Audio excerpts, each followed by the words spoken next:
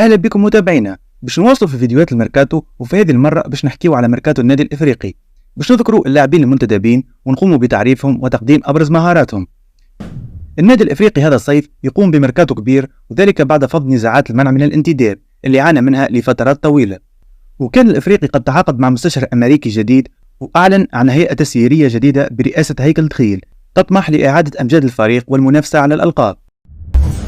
أهم خطوة كان يسعى إليها الإفريقي هي تعيين مدرب كفء قادر على قيادة الفريق خلال المرحلة الجديدة، ولذلك بعد فك الارتباط مع المدرب فوزي البنزرتي كان الاختيار على الفرنسي دافيد بيتوني صاحب 52 سنة، واللي كانت أبرز محطاته في ريال مدريد كمساعد لزين الدين زيدان في فترة الفريق التاريخية بين 2016 و2018 وكذلك بين 2019 و2021. بيتوني قام بثورة كبيرة إلى حد الآن، حيث أبرم 12 صفقة رسمية، كذلك قام بغربلة الفريق من خلال تسريح عديد اللاعبين.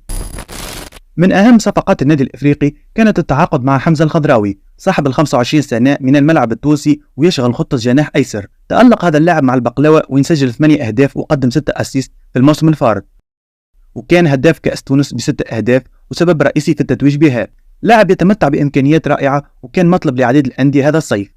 جناح هداف يحدق التوغل بالكرة والتسديد من على الأطراف، وعنده فينيش رائع فهو جيد في إنهاء الهجمة، كذلك يجيد تسديد الركلات الحرة المباشرة بامتياز.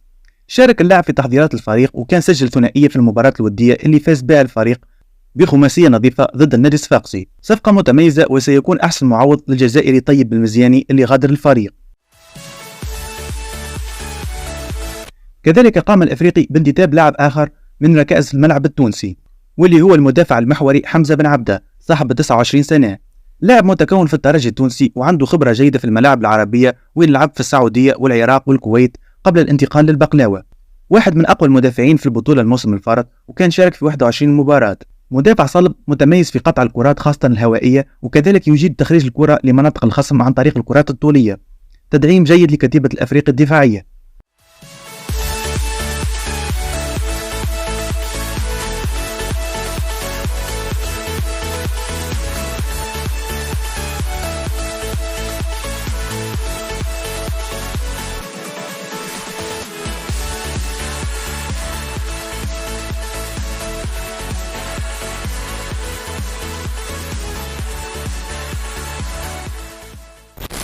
كذلك انتدب الافريقي الكاميروني الفرنسي تيني ويليس ديدوف بعقد لمدة 5 سنوات. ظهير ايسر شاب عمره 21 سنة، كان يلعب في الدرجات السفلى الفرنسية. اللاعب كان تحت الاختبار مع الفريق، واقنع المدرب بيتوني بمهاراته في المواجهة الودية امام النادي الصفاقسي، وينقدم 2 اسيستات في تلك المباراة. كذلك نال هذا اللاعب اعجاب الجماهير خلال المباريات الودية اللي خاضها مع الفريق، خاصة بتمتعه بامكانيات هجومية رائعة كانت غايبة عن الافريقي. كذلك واصل الافريقي في تعزيز مركز الجناح الايسر بتعاقده مع اللاعب بلال آيت مالك قادما من الاتحاد المونستيري، واللي عمره 28 سنة. تكون هذا اللاعب في فريق لانس الفرنسي، ومر بتجارب في أندية فرنسية، وكان أيضا عرف تجارب في البطولة التونسية كانت مع الملعب التونسي، وين تألق وسجل 11 هدف وقدم 7 أسيست في البطولة خلال موسمين. ثم مر بالأولمب الباجي وأخيرا الاتحاد المونستيري، وسجل معه الموسم الفارط 4 أهداف. جناح أيسر وبإمكانه أيضا اللعب كصانع ألعاب، جيد في الاختراق والتسديد، دائما ما يخلق الخطر وين يطلع معاه الظهير الأيسر. بدون شك تدعيم جيد لهجوم الفريق.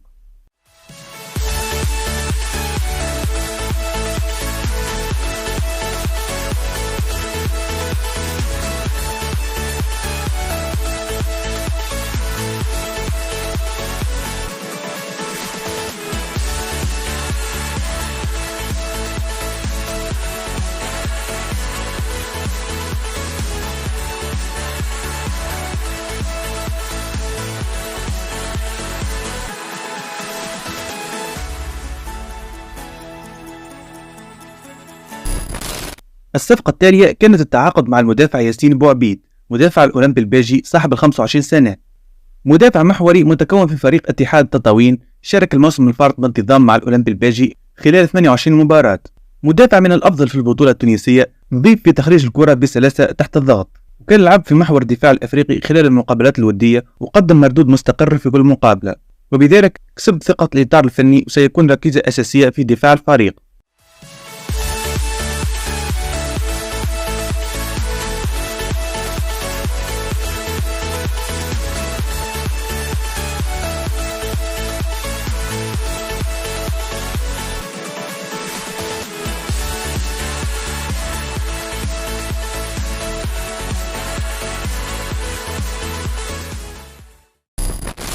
وكذلك كان دعم الفريق مركز الظهير الأيسر بالتعاقد مع اللاعب أسامة السيلي قادما من الترجي وعمره 27 سنة.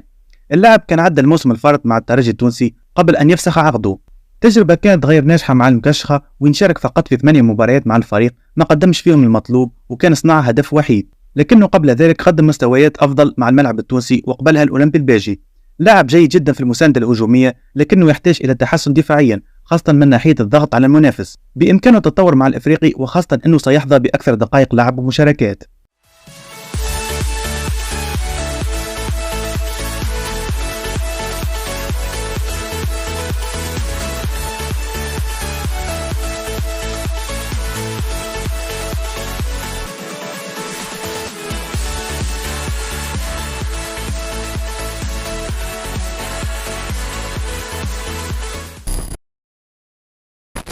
كذلك من أقوى الصفقات الأفريقي هذا الموسم كانت إعادة لاعب وسط الميدان السابق للفريق معتز الزمزمي.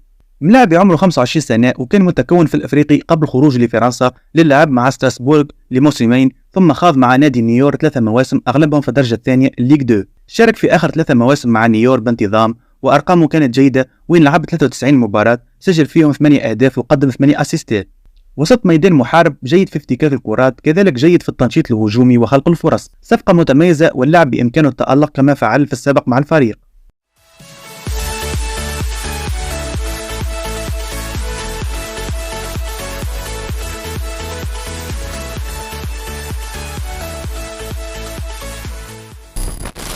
الأفريقي واصل تدعيم خط الدفاع بالتعاقد مع المدافع المحوري الليبي علي يوسف القادم من فريق أهلي بنغازي وصاحب 23 سنة. هذا اللاعب هو لاعب دولي منذ 2022 وقد شارك مع منتخب ليبيا في 12 مباراة. كذلك هذا اللاعب يعتبر أفضل مدافع في الدوري الليبي الممتاز، وكان فريق الزمالك يسعى للتعاقد معه لكن الأفريقي فاز بالصفقة. مدافع صلب جيد في الانزلاقات والتغطية على الكرة، وتحس أنه عنده خبرة جيدة رغم صغر سنه. سيكون من نجوم الفريق لو قدم نفس المستوى، وباش تكون المنافسة كبيرة على مركز قلوب الدفاع في الأفريقي لكثرة اللاعبين الجيدين في هذا المركز.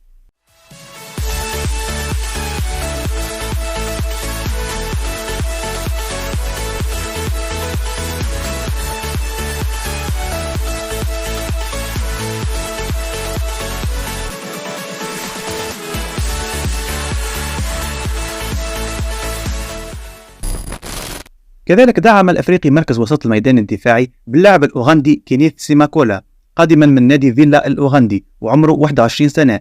لاعب دولي منذ 2021 ولعب مع منتخب أوغندا 18 مباراة تقريبا كلهم كأساسي. المدرب دافيد بيتوني عاين اللاعب وأبدى موافقته على هذه الصفقة، وشاف أنه باش يكون تدعيم جيد للفريق. يمتلك اللاعب إمكانيات فنية وبدنية محترمة للغاية، ويتميز بشراسة دفاعية، لكنه يحتاج إلى مزيد التطور في التحكم في الكرة بين ساقيه وتخريج الكرة نظيفة. اللاعب يعتبر ضمن مخططات دافيد بيتوني، والأكيد أنه سيسعى لتطوير إمكانياته.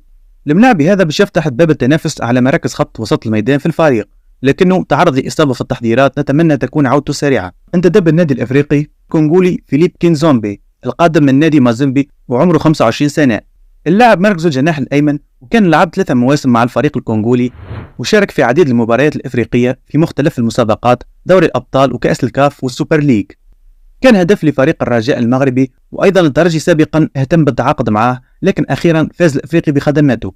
يتميز بساق يسار قوية، وهو من النوع اللي يجيد الهجمات المعاكسة، يراوغ ويستغل المساحات وعنده تسديدات قوية، وكذلك جيد في توزيع الكرات.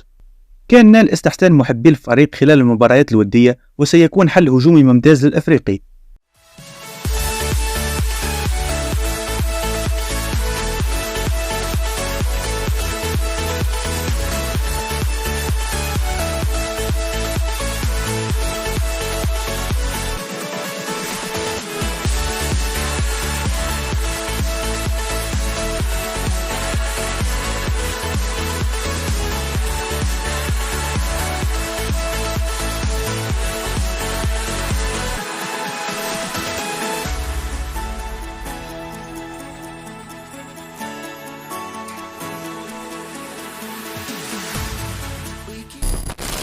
كذلك تعاقد الفريق مع اللاعب الشاب الغاني محمد شوكان، يلعب كوسط ميدان في نادي أكرا لاينز الغاني وعمره 21 سنة.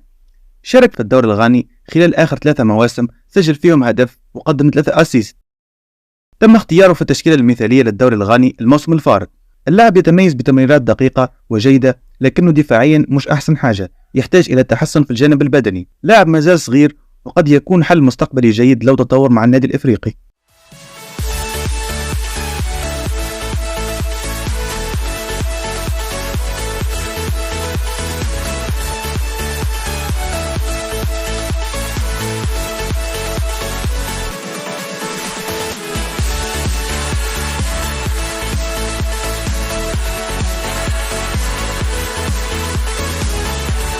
أخيرا تعاقد الأفريقي مع الجزائري عبد الملك قلالش على سبيل الإعارة لموسم واحد من مولودية الجزائر وعمره 19 سنة. لاعب موهوب صانع ألعاب كلاسيكي وفاز بأحسن لاعب في بطولة الجزائر أقل من 19 سنة وقت اللي كان لاعب لشباب بلوزداد وانتقل بعدها للمولودية، وهو أساسي في منتخب الجزائر للشبان.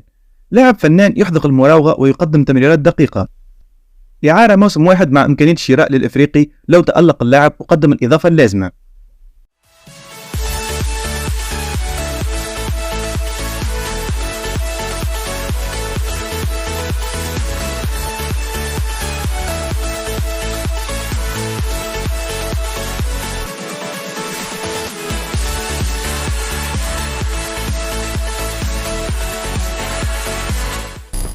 كانوا هذا 12 صفقة رسمية قام بهم الفريق خلال هذا الميركاتو الصيفي إلى حد الآن.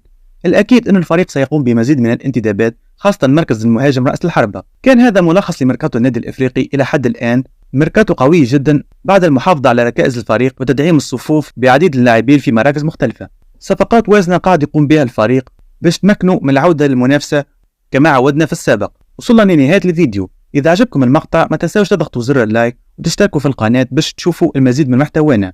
سلام.